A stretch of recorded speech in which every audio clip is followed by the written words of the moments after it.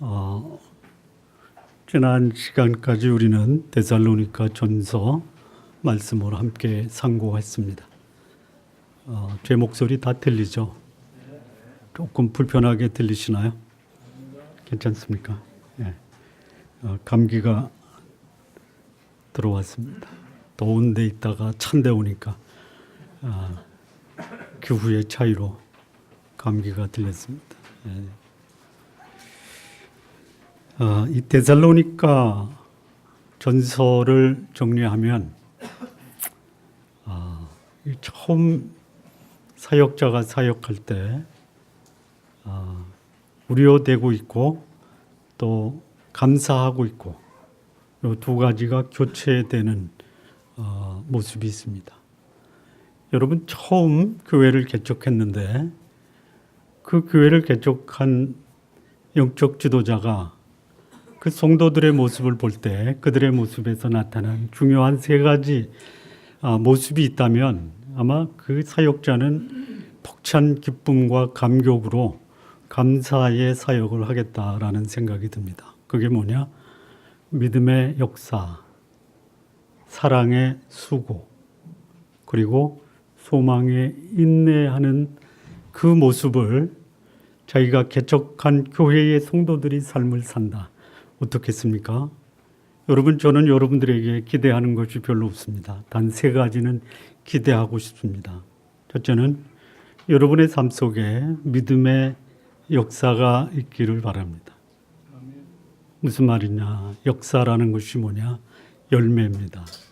믿음으로 살면 믿음으로 사는 삶의 열매가 있다라는 거예요. 우리 성도님들 한번 적어보세요. 나 믿음의 열매가 뭔가.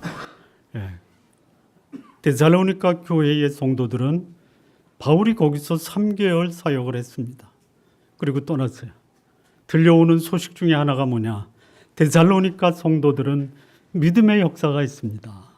그들이 믿음으로 살아가는 삶의 열매가 있어서 마게도니아, 아가야 전 지역에 소문이 났다. 이런 평가를 받습니다.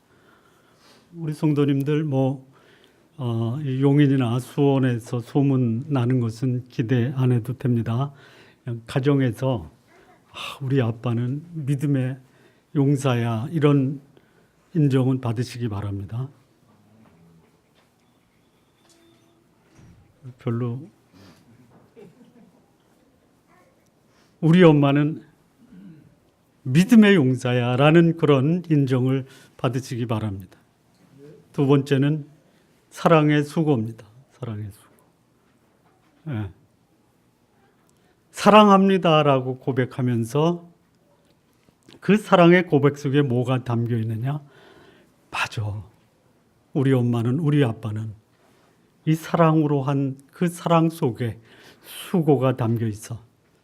땀이 담겨 있고 눈물이 담겨 있고 애쓰고 노력한 모습이 우리 엄마, 아빠의 삶 속에 드러나고 있어. 이런 평가를 받으시기 바랍니다.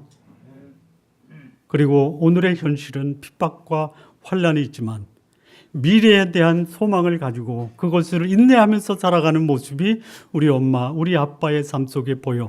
이런 평가도 받으시기 바랍니다. 얼마 정도의 신앙생활하면 이 세 가지 삶이 사람들로부터 칭찬과 인정을 받을 수 있습니까? 얼마 정도 하면? 조금만 더 하면. 우리 성도님들은 말이야 전혀 틀린 말이 없습니다. 얼마냐면요. 3개월입니다. 3개월. 3개월에 그야말로 헌신적인 영적 사역자가 교회를 개척해서 3개월을 말씀으로 함께하고 교제하고 양육하고 가르치고 나니까 그 영적 지도자가 떠난 다음에 여러 군데에서 들려오는 거예요. 뭐가 들려오느냐?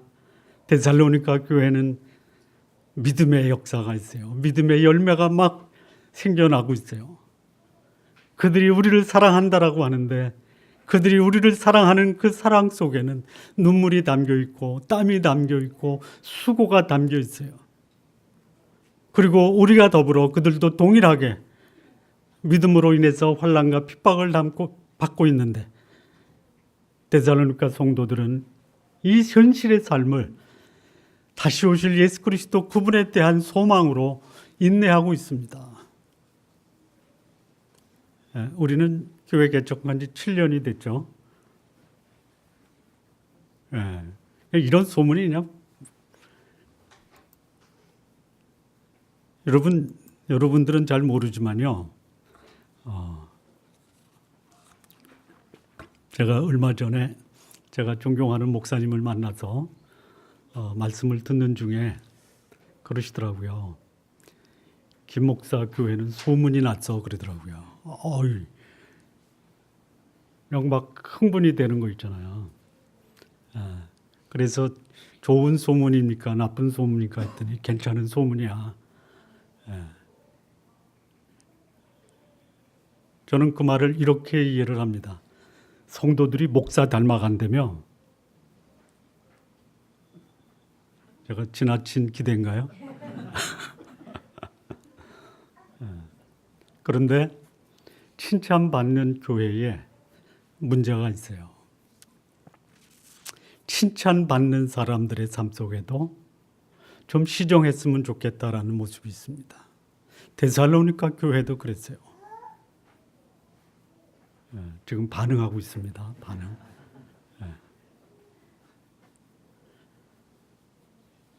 믿음의 역사가 있고 사랑의 수고가 있고 소망의 인내가 있음에도 불구하고 그런 신앙의 공동체에 어떤 문제가 있었느냐. 여러분, 그런 신앙의 공동체에서 그런 칭찬을 받는 사람들은 삶이 굉장히 건강하고 건전하고 참 닮고 싶은 이런 모습이 있을 것이라고 생각하죠.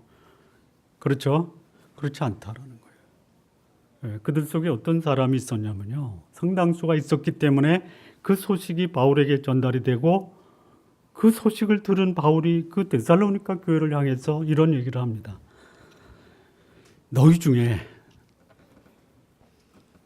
일하지 않고 남에게 폐를 끼치는 사람이 있다. 이게 신앙의 공동체 안에 있었다라는 거예요. 신앙의 공동체에 믿음의 역사가 있고 사랑의 수고가 있고 소망의 인내가 있어도 그들 가운데 일하지 않고 무의도식하면서 공짜로 자기 경제적 필요를 다른 사람에게 도움을 받으려고 하는 건강하지 못한 모습이 있어요. 이 문제를 바울이 데살로니가 성도들에게 권면합니다. 또 다른 문제가 있어요. 왜곡된 진리를 가지고 있었어요. 데살로니가 교회에 진리가 왜곡이 되고 있어요. 그 중에 대표적인 것이 뭐냐면 예수님의 재림입니다. 재림. 칭찬받을 만한 모습이 있으면서 그들에게 여전히 나타나고 있는 것이 뭐냐? 잘못된 모습이 있어요. 그래서 그것을 바울이 데살로니가 교회의 편지로 전달을 합니다. 이게 데살로니가 전서의 내용이에요. 그리고 불과 몇 달이 지납니다. 뭐 짧게는 3개월, 길게는 6개월. 또 소문이 들려옵니다. 무슨 소문이 들려올까요? 똑같은 소문이 들려옵니다. 칭찬받을 만한 일이 있다. 인정받을 만한 일이 있다. 바울의 마음에 감격과 기쁨을 가져다 주는 소식이 있어요. 그런데 그런 소식이 있음에도 불구하고 여전히 바울 마음속에 심한 근심과 걱정이 되는 소식이 같이 들려오는 거예요. 걱정이 되는 소식이 먼저 보낸 편지의 내용과 동일하다라는 것이죠. 뭘 걱정했습니까? 1분 전에 말씀을 드렸잖아요. 걱정거리가 뭐예요? 일하지 않고 먹는 거예요. 일하지 않고 먹는 거예요. 바울이 이렇게 얘기합니다. 일하기 싫거든 먹지도 말라. 아주 굉장히 참 점잖게 표현했죠. 좀 제가 심하게 좀 표현할까요? 일하기 싫어? 그래? 그 다음이 뭐해? 에?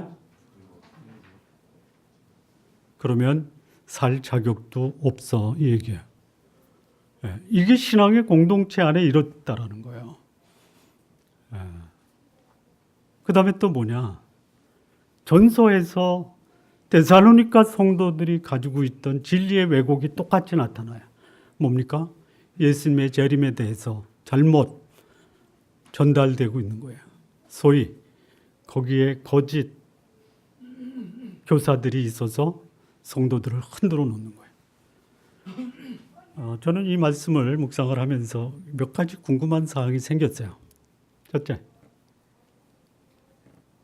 왜 데살로니가 교회에 두 가지 바람직한 모습이 있는 반면에 바람직하지 않는 모습이 생겨났을까? 궁금하지 않아요?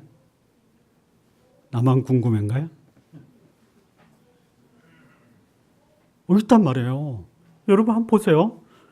한번 이 마음에서 한번 이렇게 새겨보세요.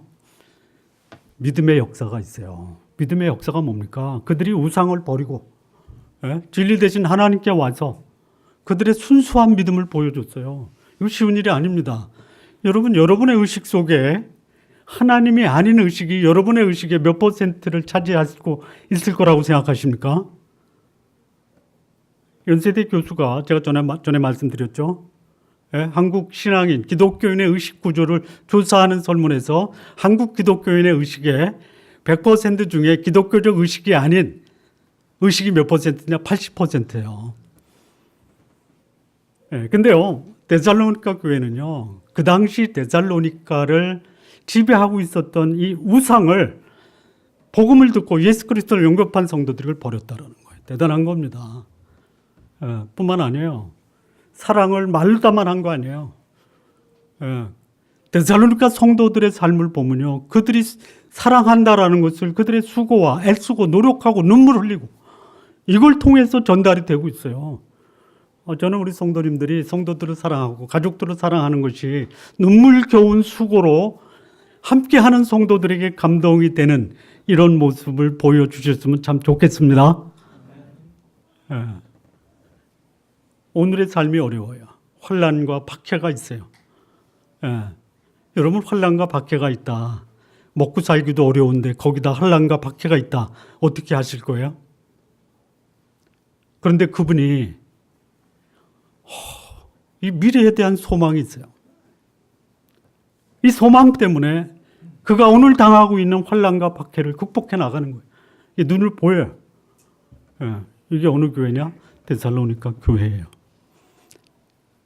그러면 그런 교회의 성도들은 우리가 상식적으로 그냥 생각하면 참 성실하고 근면할 것이다 이렇게 생각하죠. 안 그랬다라는 거예요. 안 그럴 수도 있다라는 거예요. 믿음과 소망과 사랑은 칭찬받는데 삶은 엉망이다. 있을 수 있어요. 혹시 우리 가운데 참 저 사람 믿음은 참 좋아. 근데 삶을 들여다보니까 왜 이렇게 삶이 힘겹고 어렵고 힘들게 살아가지? 이런 분이 있을 수 있어요. 또 뭐냐? 믿음과 소망과 사랑이 있는데 거짓 진리에 자기 인생을 빼앗기는 사람이 있을 수 있다라는 거예요. 이게 어느 교회예요? 데살로니가 교회예요.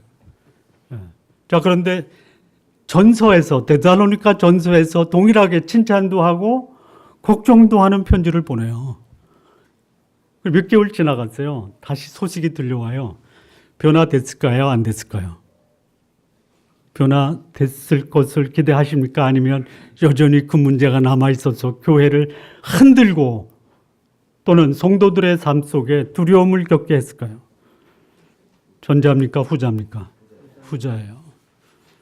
왜 그랬을까? 이런 질문이 생기는 거예요. 왜 그랬을까?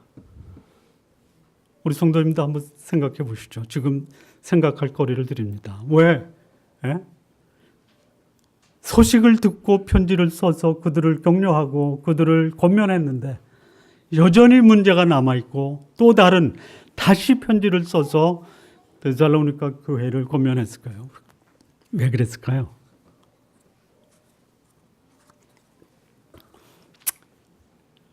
꼭 제가 여기서 이렇게 보면요. 그걸 왜 나한테 물어보냐. 당신이 말하면 되지. 이런. 저는 그 이유가 영적 지도자가 부재했다. 영적 지도자의 부재. 또는 교회가 소위 뭐라 그러죠? 이거 분파, 패거리가 생긴 거예요. 진리를 고수하는 파가 있어요. 그런데 이상한 얘기를 들어요. 여기 데살로니가 교회에 어떤 일이 있었냐면요. 데살로니가 후서 2장 2절을 보면요. 영으로나 또는 말로나 또는 우리에게서 받았다 하는 편지로나 주의 날이 이르렀다라고 해서 쉽게 마음이 흔들리거나 두려워하거나 이런 일이 있었다라는 거예요. 계시를 받았다. 영으로나. 또 누구한테 들었다. 말로나. 또는 바울이 우리에게 편지를 썼는데 주의 날이 이르렀다. 데살로니가 전서에서 이미 예수님의 재림에 대해서 바울이 언급을 했어요. 어떻게 했어요? 주께서 호령과 천사장 나팔과 하늘로 쫓아치니 강림하시니 그때에 주 안에서 죽은 자들이 먼저 일어나고 그 후에 우리 살아남은 자들도 공중으로 끌어올려 공중에서 주를 영접하게 하시리니 이 여러 말로 서로 위로하라 이런 메시지를 줬어요. 자, 그런데 재림했어요. 놀라운 일이 벌어졌어요.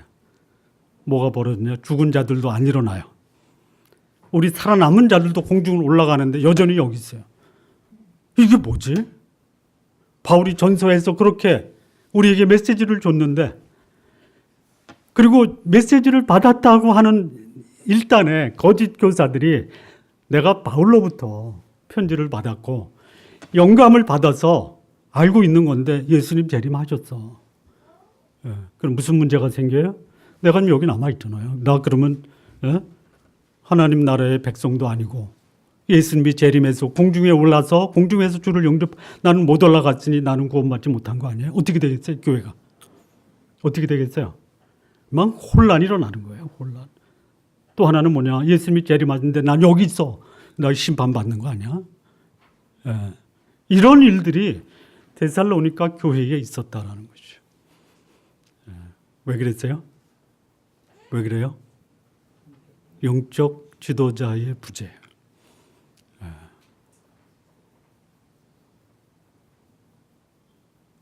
우리 성도님들 칭찬을 받을 때요. 교회가 칭찬받을 때 주로 어떤 거 가지고 칭찬합니까? 어떤 거 가지고 칭찬해요? 구체적으로 교회의 규모, 성도의 수, 헌금의 양.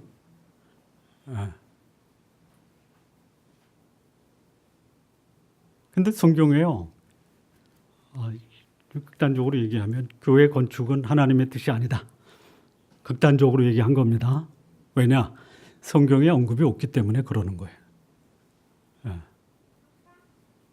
두 번째, 진짜 많이 모였다 가지고 칭찬한 적이 없어요. 예수님이 가면 거기에 수많은 무리가 따랐어요. 맞아요. 예수님 수많은 무리에 관심이 없어요. 왜 그래요?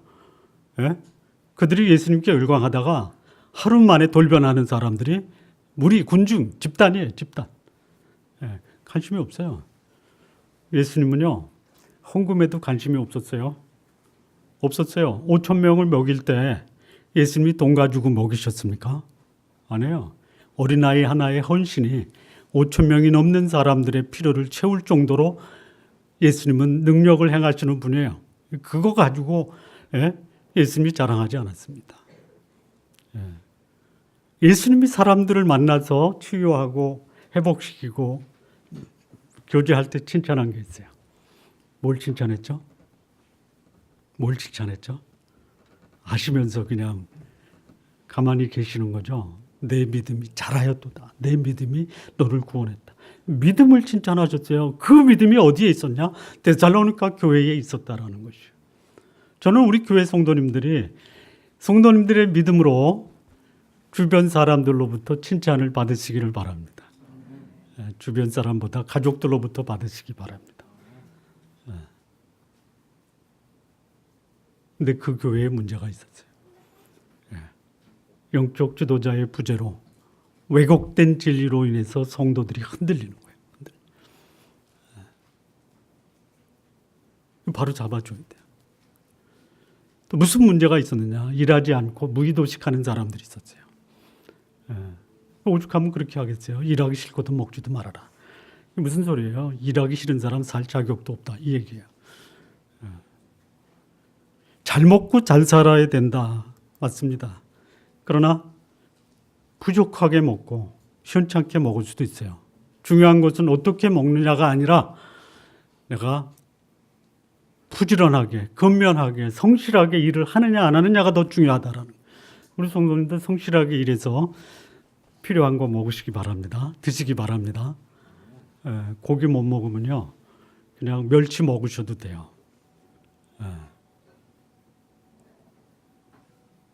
똑같아요.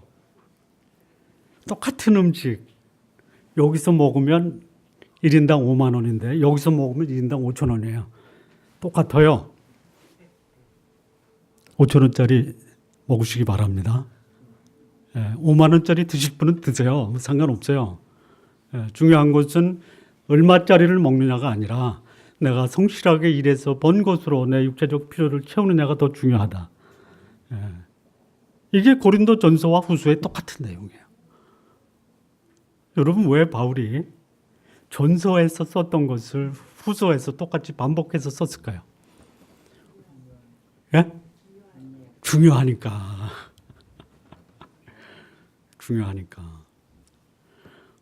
우리 성도님들, 자녀들 키우면서 평생에 자녀에게 하는 말이 뭐예요? 어제 했던 말 오늘 또 하죠. 작년에 했던 말 올해 또 하죠. 뭐예요? 공부하라. 또요? 잠 좀 자라. 잠도 안 자고 공부하는 자녀가 있나 보죠. 뭐예요? 손 들어놓고 뭐 말을 안 해? 잠 안 자고 공부한다고. 그래서 전화 우리 사람이 막내야 잠 좀 자면서 하라. 그랬더니 지난 2개월인가 4시간을 잤대요. 3시간 잤어요? 4시간? 3주간 4시간 잤대요. 대단해요. 또 뭐 해요? 또 뭐 해요? 건강하게 잘 커라. 그 전부죠, 그거. 그거 전부죠. 한 번만 해요? 한 번만 해요? 볼 때마다 하죠. 왜 볼 때마다 해요? 그게 제일 중요하니까 하는 거예요. 여러분, 신앙생활의 핵심이 뭐예요? 칭찬받고 인정받는 신앙생활의 모습이 뭐예요? 바울이 데살로니가 성도들에게 칭찬했던 내용이에요. 믿음의 역사, 사랑의 수고, 소망의 인내예요. 전서에 썼던 걸 후서에 똑같이 반복해요. 왜 그래요? 중요하니까.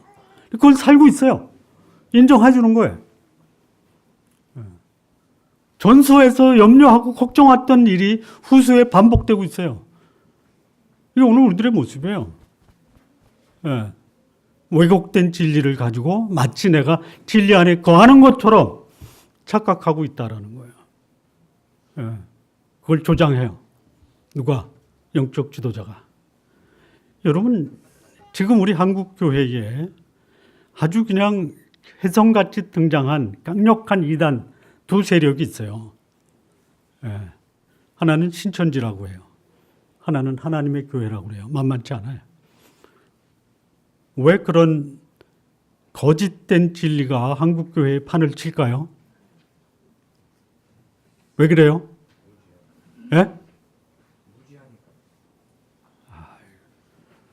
왜 무지하게 됐어요? 목사들이 진리를 안 가르치는 거예요. 근데 그쪽 가보니까 이건 뭐 그냥 막 감동이 되고 이렇게 말씀을 쪼개고 그들은 쪼갠다고 그래요. 어떤 분이 저한테 그러더라고요. 목사님 말씀 잘 쪼갠대. 난 말씀 쪼갠 적 없어요.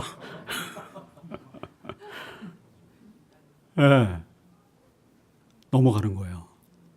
제가 아는 어느 교회가 어느 여집사님이 진짜 좋은 성경 공부가 있다고 교회 일단의 여성도들을 모아서 일주일마다 거기 가서 공부해요. 주일날 그리고 교회에 와요. 시간이 지나면서요, 교회가 싹 넘어가 버려요. 이게 지금 왜 그래요? 왜?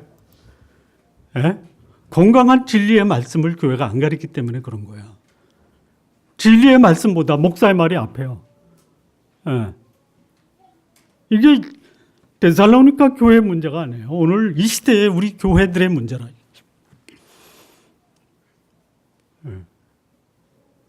제가 아까 말씀드렸죠. 어느 목사님이 저한테 당신 교회 성도들은 당신 닮아간다며. 저 그 소리 듣고 기분 좋았어요.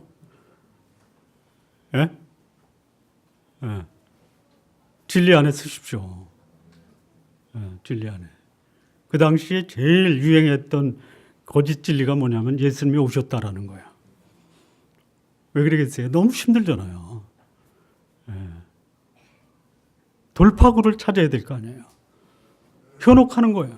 근데 현혹하는 게요, 예수님이 오셨다 이 자체만 가지고 문제가 되지만 더 큰 문제는 뭐냐? 일하지 않아요. 그리고 가지고 있는 사람들 돈 뺏어요. 이게 이단들의 특징이에요. 이런 문제가 있다 이거죠. 그러니 바울이 그런 문제가 있단 말이에요. 어떻게 하겠어요? 똑같은 말 쓰는 거예요. 여러분 한번 우리 부모님 되신 분들 성장 과정에 여러분의 부모님이 여러분에게 했던 말이 어떤 말인가를 한번 정리해 보세요. 그리고 지금 여러분들이 여러분 자녀에게 하는 말이 뭔가 한번 좀 정리해 보세요. 똑같죠? 똑같아요. 왜 똑같은 말 계속 반복해서 써요? 왜 그래요? 여러분 아무리 물을 줘도 물이 남아있지 않고 다 빠지는데 잘하는 게 있죠? 뭐죠? 콩나물. 그냥 계속 붓는 거예요. 물이 빠져나가도. 바울이 빌립보 성도들에게도 이렇게 얘기합니다. 빌립보서 3장 1절에 보면요. 끝으로 형제들아. 이렇게 얘기합니다. 내가 너희에게 같은 말 쓰는 것은 나에게는 수고로움이 없고 너희에게는 안전함이라. 중요한 말, 필요한 말은 계속 끊임없이 반복적으로 얘기해야 돼요. 그래도 막 넘어가요. 그냥 넘어가는데 세월이 지나다 보니까 자라있다라는 거예요. 여러분 제가 여기 강단에서 7년 동안 거의 7년 동안 제가 이 강단에서 설교하는 게 2번인가 3번밖에 안 되죠. 그동안 제가 뭐 얘기했어요? 대충 다 아시죠? 첫째 뭐예요? 우리 거룩하게 삽시다. 우리 사랑하면서 살자. 우리 좀 성숙해지자. 하나님의 영광을 드러내자. 사람을 귀하게 여기자. 이런 거 아닙니까? 지금도 그런 말 하는 거예요. 왜 그래요? 그 말밖에 할 게 없어요. 그 말이 성경의 정신이에요. 율법과 선지자가 뭐예요? 하나님을 사랑하고 내 이웃을 내 몸처럼 사랑하라. 이거예요, 이거. 우리 성도님들 금년까지는 거룩하게 살자, 사랑하며 살자. 이렇게 제가 지금까지 강조했다면요. 그게 뭐죠? 하나님의 성품을 담자라는 거죠. 근데 내년서부터는 조금 말을 좀 바꾸려고 그래요. 하나님의 성품을 포함해서 이제는 예수 그리스도의 모습이 우리 성도님들 삶 속에 드러나도록 해야 되겠다라는 이런 간절한 소망이 생겼습니다. 말씀이 육신이 되어 우리 가운데 거하심에 우리가 그 영광을 보니 아버지의 독생자의 영광이요 무엇이 충만하더라? 은혜와 진리가 충만하더라. 내년서부터는요 은혜와 진리가 충만한 삶을 계속해서 말씀할 겁니다. 여러분을 보면 은혜가 충만하고 진리가 충만한 이런 성도님들의 삶이 되기를 진심으로 바랍니다. 자, 이 데살로니가 후서 전체를 지금 다 말씀을 드렸는데요. 오늘 1절, 2절만 말씀하고 다음 주부터 이제 본격적으로 본론에 들어가서 말씀을 전하겠습니다. 오늘은 1절, 2절만 말씀을 드리겠습니다. 1절 말씀이에요. 1절, 2절이요. 2절 말씀 보시면요. 하나님 아버지와 주 예수 그리스도로부터 은혜와 평강이 너희에게 있을지어다. 이거는 바울이 편지할 때 전형적으로 쓰는 통상적 표현입니다. 아닙니다. 통상적 표현이 아닙니다. 모든 서신에 다 들어가 있는데 이게 통상적으로 의례적으로 하는 말이 아니에요. 이게 전부예요. 신앙생활에. 은혜와 평강. 여러분 은혜 가운데 거하시기 바랍니다. 내가 은혜가 얼마나 필요한 사람인지를 실감하시기 바랍니다. 오늘 내가 살아가는 것이 하나님의 은혜다라는 것을 절감하면서 사시기 바랍니다. 하나님의 은혜가 없다면 내가 어떻게 살 수 있을까? 하나님의 은혜에 감격하며 살아가는 성도님들 되시기 바랍니다. 은혜를 받았다라는 것 어떻게 할 수 있어요? 평강의 삶을 사는 것이. 어느 영성학자가 가장 수준 높은 영적인 삶의 특징이 무엇이냐? 뭘까요? 제가 답을 드리고 질문을 드립니다. 평강입니다. 평강. 하나님과의 관계에서 은혜를 받은 자는 하나님과 막힘이 없는 평강의 관계를 유지합니다. 그러면 그 하나님이 우리 속에 평강을 주세요. 이 평강은 어떤 평강이냐? 너희가 세상에서는 환난을 당하나 담대하라. 내가 세상을 이겼노라. 평강을 너희에게 준다. 내가 주는 평강은 세상이 주는 것 같지 않다. 우리가 하나님께로부터 받는 평강은요, 환난이나 곤고나 어려움이 제거된, 해결된 평강이 아니에요. 그대로 있어요. 문제는 그대로 있어요. 환난은 그대로 있어요. 어려움은 그대로 있어요. 그런데 우리 속에 세상이 우리를 위협할 수 없는 우리 속에 우리의 마음을 안정시키고 자정시키고 평온케 하는 평강이 우리 속에 있다라는 거예요. 내가 주는 평안은 세상이 주는 것 같지 않다. 그러니 너희는 마음에 근심하지도 말라. 어려움과 고통 속에서도 유지할 수 있는 평강을 하나님이 우리에게 주셨더라. 이 삶을 살아야 된다라는 것이. 또 하나의 평강은 뭐냐? 인간관계 속에서의 평강이. 자, 이 평강은 두 가지 상황에서 누리는 건데요. 첫째는 뭐냐? 환경이에요. 환경. 환난, 박해, 곤란 이런 속에서도 내 마음속에 흔들리지 않는, 요동치 않는 평안이 있어요. 이거 누리시기 바랍니다. 하나님께 구하세요. 하나님이 평강을 구하는 사람에게 곤고를 주시지 않으세요. 왜 내 마음에 불안과 절망과 좌절이 찾아오는가? 누가 그렇게 만드는 거예요? 내가 그걸 선택한 거예요. 하나님이 주신 게 아니에요. 하나님은 우리에게 평강을 주십니다. 이 평강을 누리도록 하나님 저에게 주신 이 평강이 제 속에서 뿌리를 내리고 어떤 상황에서도 흔들리지 않는 평강을 누리게 해 주십시오. 기도하세요. 하나님이 그러면 너는 안 돼. 그렇지 않습니다. 문제는 여전히 남아 있습니다. 우리는 평강을 누릴 수 있어요. 또 하나는 뭐냐? 인간관계예요. 인간관계. 인간관계 속에서 이 평화의 관계를 유지하는 게 쉽지가 않죠. 갑자기 고개들을 다 숙이시는데 인간관계 속에서 평화의 관계를 누리는 게 쉽지가 않죠. 여러분, 전쟁과 반목과 대립이 가장 많이 일어나는 곳이 어디예요? 가정이죠. 가장 수준 높은 영적인 삶이 뭐냐? 자기 마음속에 평강을 유지하고 인간관계 속에서 원만한 관계를 유지하는 것이 최고의 영적인 삶이에요. 2019년 하나님께 기도하십시오. 하나님, 2018년 제가 구하는, 하나님께 구하는 간절한 간구는 제 마음속에 환경과 상황에 관계없는 평안을 누리게 해 주십시오. 그리고 인간관계, 반목과 대립을 조장하는 어떤 환경 속에서도 인간관계 원만하게 유지하게 해주십시오. 이렇게 한 해를 마무리하시고 내년에는 여러분 마음의 평강을 유지하시고 인간관계 원만하게 하는 삶으로 여러분이 하나님의 은혜를 받은 사람이다라는 것을 증거하시기 바랍니다. 이게 데살로니가 교회뿐만이 아니라 오늘을 사는 우리들에게도 동일하게 하나님이 요구하시는 거예요. 저는 우리 성도님들 내년 1년을 살면서 내일 밤에 송구영신 예배 때 설교 제목이 송구영신입니다.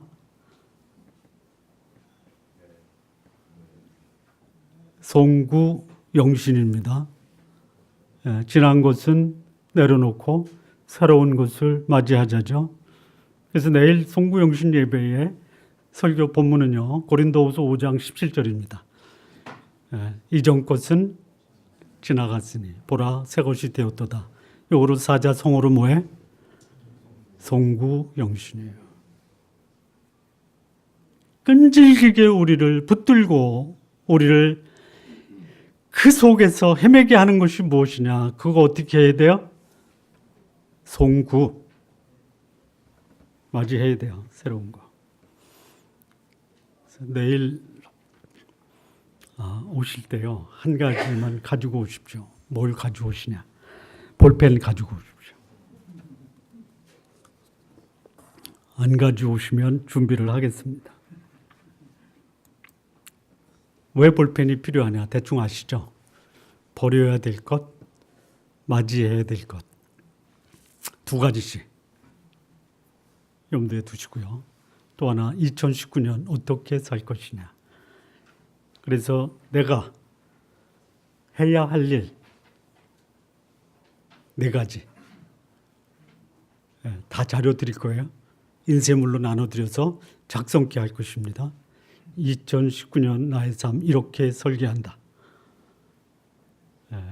내일 저녁 때 다 오세요. 예? 그 뒤에 안 듣고 떠드는 젊은이들도 다 오세요.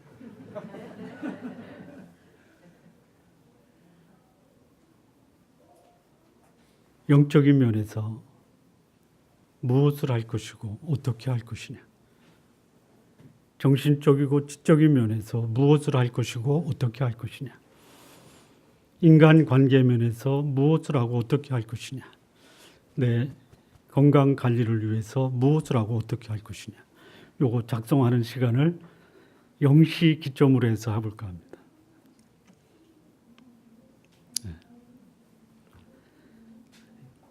자, 마무리 짓겠습니다. 마무리.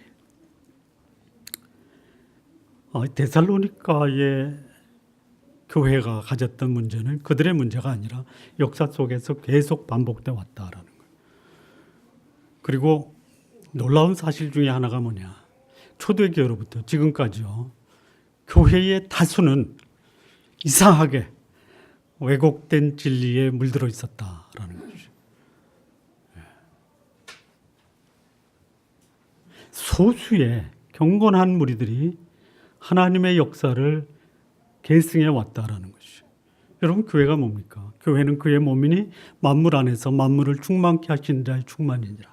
다시 말하면요, 하나님의 피조물을, 하나님은 예수 그리스도의 몸인 교회를 통해서 하나님의 피조물을 관리하고 역사해 왔다라는 것이죠. 그 역사의 주인공이 여러분이 돼야 돼요. 그런데 역사 속에서 교회는 역사를 왜곡시켰어요. 만물을 오염시켰어요. 그것을 회복시킬 사람이 누구냐? 여러분들이에요. 2019년 새로운 해 역사의 주인공으로 우뚝 서기를 진심으로 바랍니다. 기도하시겠습니다.